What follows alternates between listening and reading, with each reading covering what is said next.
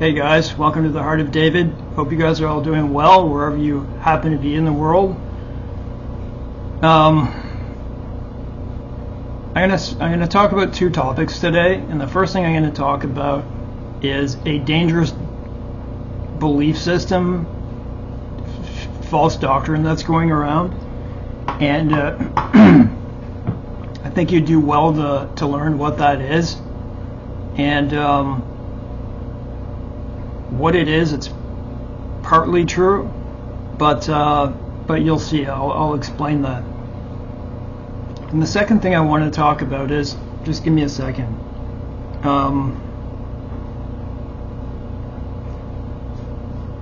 It's about Paul. I don't like switching between my windows because sometimes it shuts off. I just forgot the exact question. Was Paul the apostle before the road to Damascus? We know that he was a priest and he was under the feet of Gamaliel, right? And when you read the Bible, you understand that when they were talking about Jesus, Gamaliel stood up, right? And said, you know, men and brethren, and he tried to calm them down and said, I think he said something to the effect of, if it's from God, we'll be found to fight against it, right? But if it isn't, then it will destroy itself, and they listen to him. So my question is, although the Bible doesn't say it, we can still imagine. I don't want to say it right now. I want to say it when I get into it, but what did Paul really know? That's all I'm going to say. What did Paul really know about Jesus, and where was he? So I'll just leave it there. It's actually pretty short, and the reason I'm doing this because I'm reading Acts. I'm in what am I on now? Acts 13, and I had some very important self-questions. So.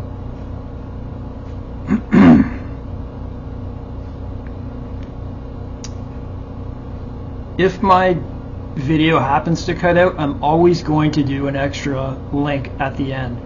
And I won't put out the video, the first one that I make quickly. I'll put it private, and then I'll put them both out together when they're both done, or whatever, however many it takes.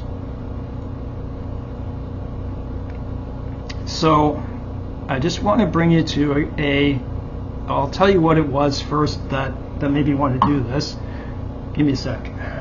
Getting out of breath already.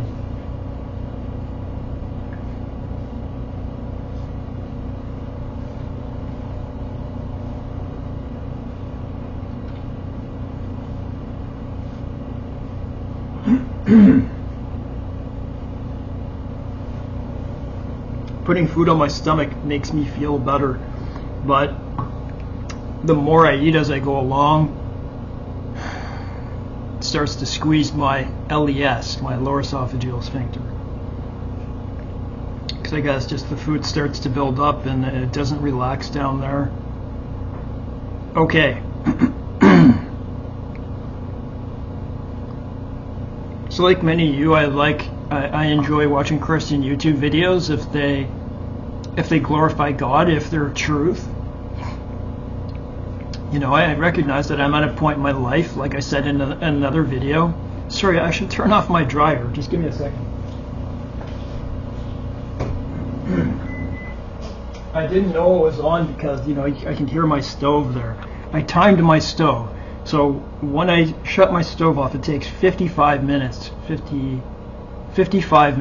to whatever, cool down. So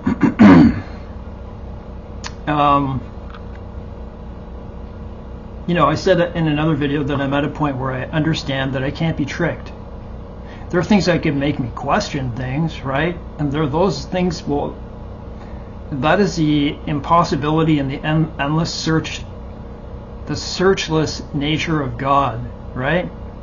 That all it takes is a few words of the gospel to make you think and go off in all different directions. It's endless. It's infinity. It's number 8. And did you ever think that, the theory of the, I'll get into that in a second. This came to my mind, number 8. 8 is infinity, right? Because it goes around and around and around and around, like in the letter 8. God made the world in 6 days, and the theory goes that we are making our way on the 7th day.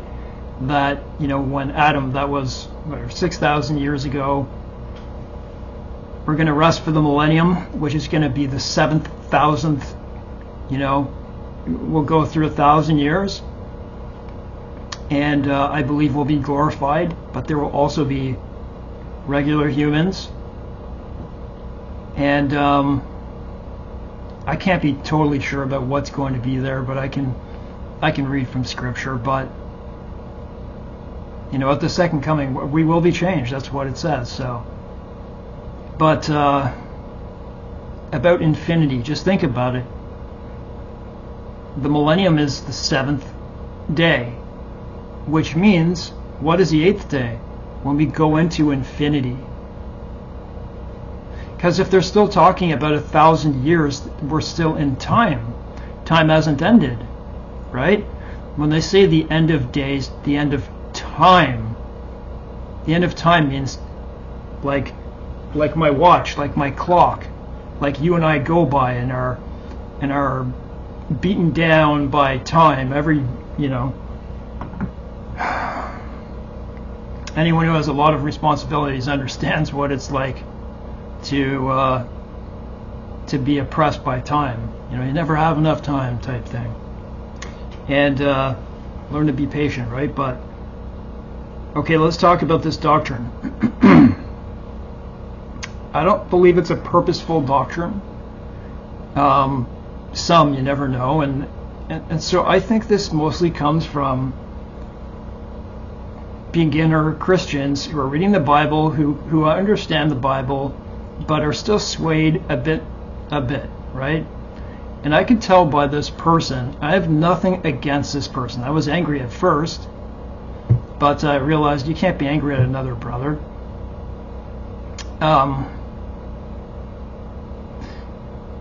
I could tell by the way that he was speaking that he is studying psychology. If someone's studying psychology, I can hear it in your words. If you're talking about Carl Jung and all those different types of things, I can tell. And if you're talking about thought patterns and all that, but some of his videos were very good, and I'm just going to leave it there. But I'm going to tell you what he said, and I've heard this said by many non-Christians too. Depression isn't real. Like mental illness, these things are not real. That is a lie. That is a big lie. And you see, what happens when you try to challenge that is immediately they're going to come out at you and they're going to say, so you call yourself a Christian and you think the arm of the Lord is too short. So, I believe I'm gonna read you something that I don't usually get into the comments and do these things, but when I heard it, it just kind of hit my heart, because I do suffer trauma. I've worked through my traumas, but I went through hell in my life, and I understand things. I've witnessed things. I've seen things through people, and when I see people who are unlearned in this, what bothers me the most isn't that they're saying it, it's that they're spreading it. And if I see people that have thousands of followers, then I say something.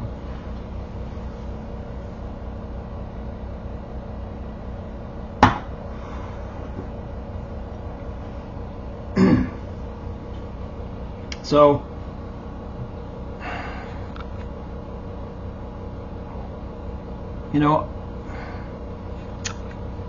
I was a big addict.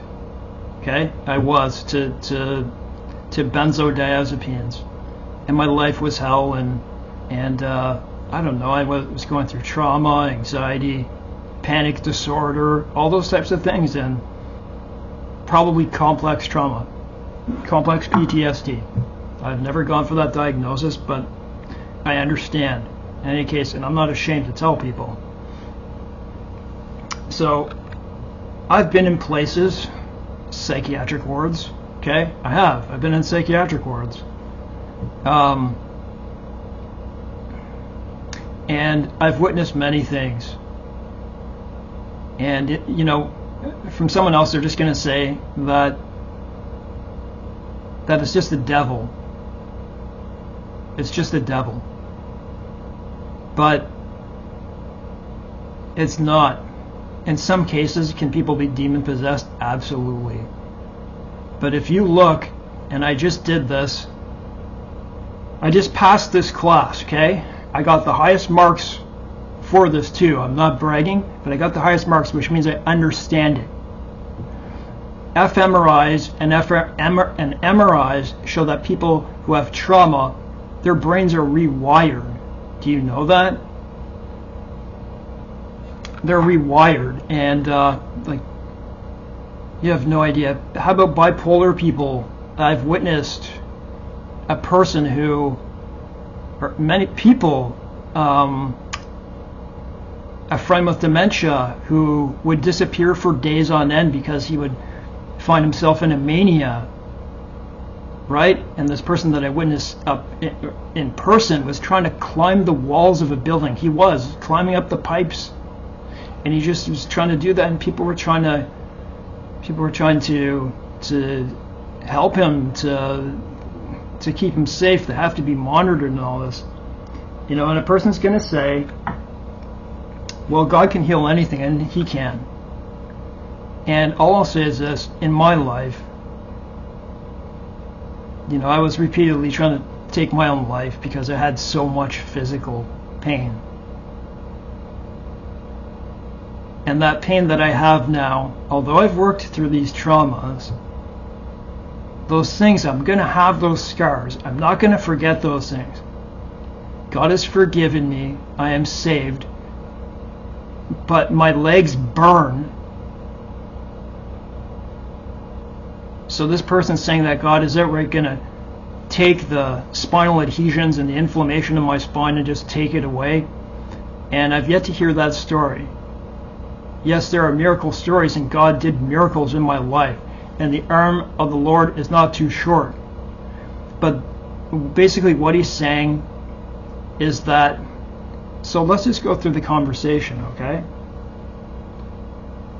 That it's not real. And I understand the place where he's coming from. We live in a time, so I understand the situation. And the internet and connectivity has destroyed many minds. It's become a total reward system. Dopamine. People are addicted. They're addicted as they are to cocaine. I know that because that's what the they've done many tests on them, and the units in the brain for the reward system is equal to sniffing a line of cocaine, as you would getting a like on a YouTube video. So it's no different. Facebook, all of them. When someone reshares your stuff, that's what happens in the brain, and your brain becomes used to it. And so what most people in life today in the West are not doing is taking themselves away from the internet, going and doing their exercise, not listening to other people, working through their traumas, if you have them, and trying to live a healthy life with God. Now, I understand that part. There's many in the population who are like that. So if you were to take away the internet and you looked 4 years down the road from now, people would be a lot more mentally healthy. And that is really the crux of what he probably means, but let's look at this anyways. Partially what he meant. So I'll go to the whole conversation. And again, I have nothing against this person, but it's dangerous. So after I heard all these things he was saying, depression is not real. And I don't know if this person, if they're in psychology, certainly they have not gone through whatever amount of years they're supposed to, because they should know better. It's visible on an fMRI, a functional MRI. And even in the blood. This is a commonality with YouTube. People giving horrific information, that's me. That depression and anxiety can be overcome because you're low level, because I'm saying your low level anxiety or depression, it worked. How about bipolar disorder or traumatized people from various causes? These are measurable brain changes in physiology. Yes, if you correct your life with exercising God, things can change, and God can do miracles. But never disappear. And I'm not saying it doesn't. That's not what I'm saying. Like you say, you appeared like a good guy, brother in Christ, but you were giving absolutely false information. And that's why this world is sick from watching false information. And so he replied.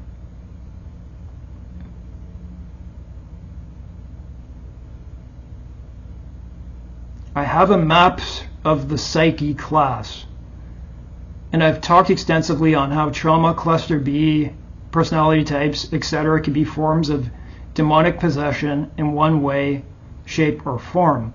I was never officially diagnosed with CPTSD, but I am confident God can heal all manner of sicknesses and disease. I don't challenge that. But the reality is that people are really sick. Keep listening.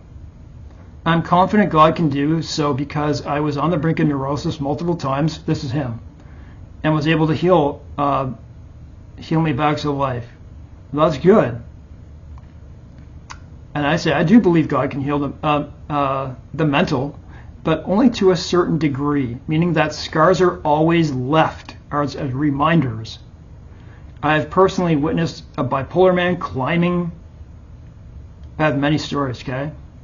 Climbing walls with limitless energy and mania with absolutely no memory afterwards. Only meds can stop people with schizophrenia who are hearing voices from the time they wake up till the time they go to bed. The only thing that they can do is wear earphones to drown out the sounds of, you're an asshole, you're a prick, do you know, like, you're nothing. That's what they hear all day, as much as you hear my voice right now. There's a fine line between really is it mental illness versus demonic. And these healing ministries that are fake out there, they're just spreading so much. All I'm saying is be careful, because someone may take that and do the wrong thing and turn away from God. And then he says, I'm not sure you follow Christ, because if you claim to follow Jesus Christ, you say God can heal to a certain degree. So he's pointing out, he's trying to target me. Only to a certain degree. That's not what I said, is it? That means you don't believe Christ is God and can do all things, which means you don't believe in God of the Bible. For with God, nothing shall be impossible. So I haven't questioned that. And so I said, I have 4 pain, suicide, diseases, and live my life according to God. Nothing is impossible. No, but you are inferring that we should not work on ourselves. So again, the information you give is bad. If I just sat around hoping and praying for a miracle in that pain, I would have been lost. Will God remove a progressive spinal disease? And the answer is yes and no. Do you think in most cases he's going to do that? How about Paul? Was Paul left with something? With the trial in his flesh? I do believe God can do all things, but to instruct others not to seek help. I'm telling him, I won't go on, because if you don't understand this, that's okay. God healed my heart of stone, but my legs are on fire night and day and this is without treatment, okay? This is what my disorder is, as painful as terminal cancer pain. So I don't talk about this. My legs burn like hell, okay? That's why you see me going back and forth. And then the other part doesn't seem to be there. I know there was another part. I went on to say this. What about people in cancer wards? Are you going to go up to them and tell them that? People who are in palliative care and all that, are you going to tell them that? You understand the point that I'm making, right? How it can be dangerous. There are many people who believe in God as much as anyone on earth who are on death's door with pain that you can't even imagine at this point because they have terminal bone cancer pain. So he's saying that the physiological is not real. I disagree with that. And the point is that I never said that God can't heal that. Look at Paul. He had a trial in the flesh, and he asked God to take it away, but he wouldn't. My grace is sufficient. So it's a horrible doctrine that's being spread. And you know, those lead to these, pull your leg left and right and make it longer, and these types of people who are making millions and millions of dollars off you. And I'm sure this person had good intentions, but you understand my point. You know, I don't want people to look at me and say, he doesn't believe that God can heal him fully. You have no idea what happened in my life and where I was. I do understand it fully.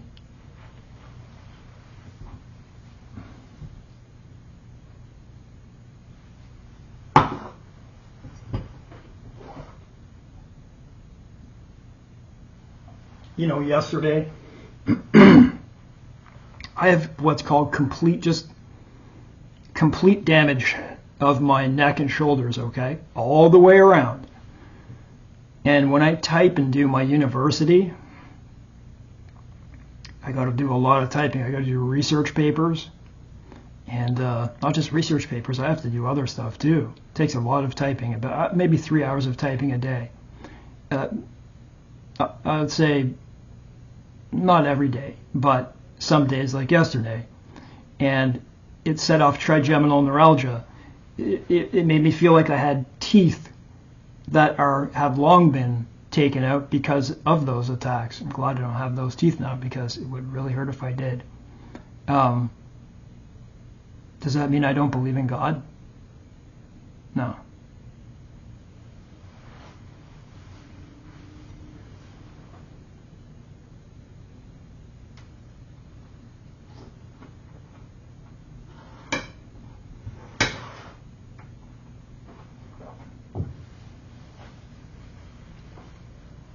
Was it not me who just like a few months ago was in the nursing home and prayed over that woman who was paralyzed? She could just like move her fingers and her hand about like this. And the same with her feet and her toes. I prayed over her. She let me. I said, do you mind if I touch you? And I prayed over her. And when I went in there a few weeks later, she lifted her whole arm up. So don't tell me that I don't believe that type of stuff. So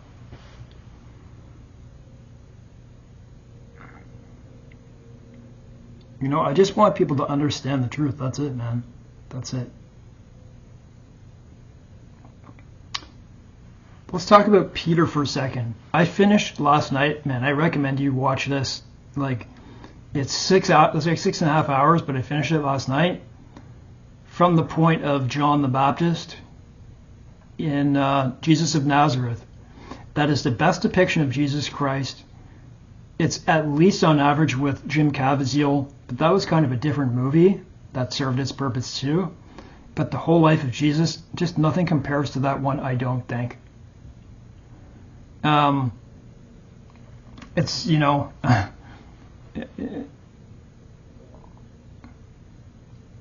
there are some things that are biblically inaccurate, but that's okay. You know, they try to do their best.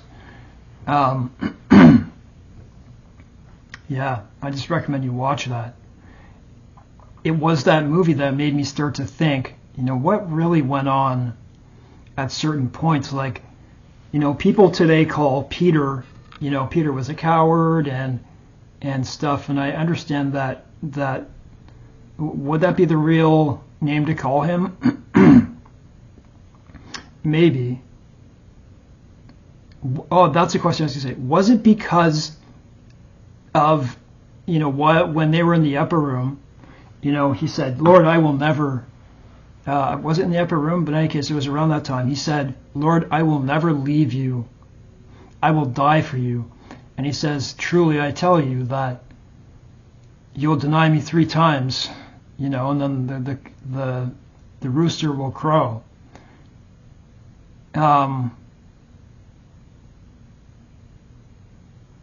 I wonder if that was just supposed to happen anyways. I just look at it like, I'm trying to think of the way I want to say this. Did he put Peter through that trial because Peter thought he could be as brave as to do that, but he wasn't? So, and can any of us blame Peter? Can you imagine what the scene would have been like?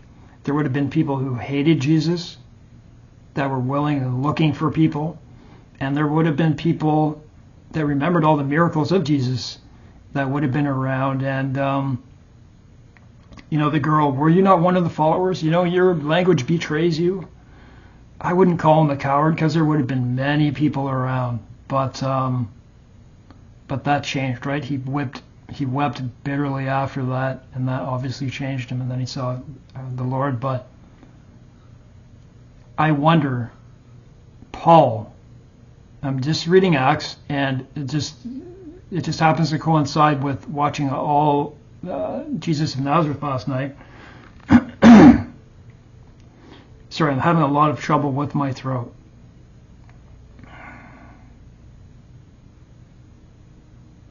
That you start to question what really happened. So when I look at that they laid their clothes, Saint Stephen, our brother, right?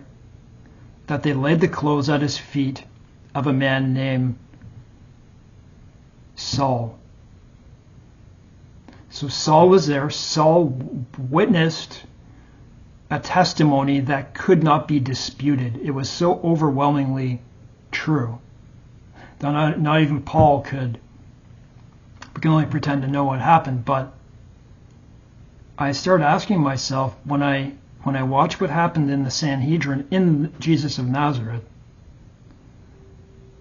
you wonder what they were really saying. Like, this could be the Messiah. Who knows what they would have said? But anyways, I don't want to fit something that doesn't fit. But my question was Paul there?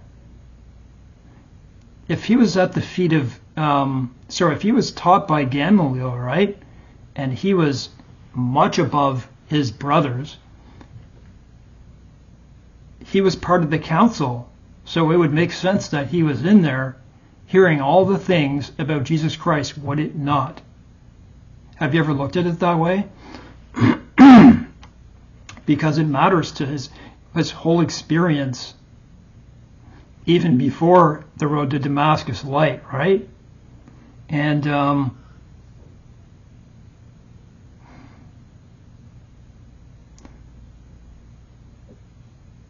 so that happened with Stephen. He oversaw that. He remembers everything. Can you imagine the things he remembers?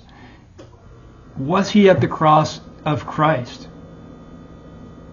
I believe it's possible that he was. I'm just saying. That'd be quite amazing. You never really hear about that. That's why I wanted to say that. Because that should give you a whole nother view of Paul. Because of the zeal he had for God, I don't see there's any reason why he wouldn't have been there. And the things that Paul would have started to think after the Lord showed who he really was, wow. I say to myself many times, I wish that when you and I are glorified, and, when the Lord comes, the day of the Lord, not the day of Christ, the day of the Lord, the same day, I don't wish harm upon anybody, but I want to see certain people's reactions. I wonder if God will let us see that. I think he will. I think he will. Because of all the vexing of our spirits and just all the things that we go through in this life. So that's what I have to say today. My abdomen and my throat are bothering me a lot in this video, so hope this has helped you in some way. And you know, if there's one thing I don't want people who watch me to be tricked by other people. And I'm not saying anything is purposeful, but to use your wise discernment. To use your wise discernment. God bless.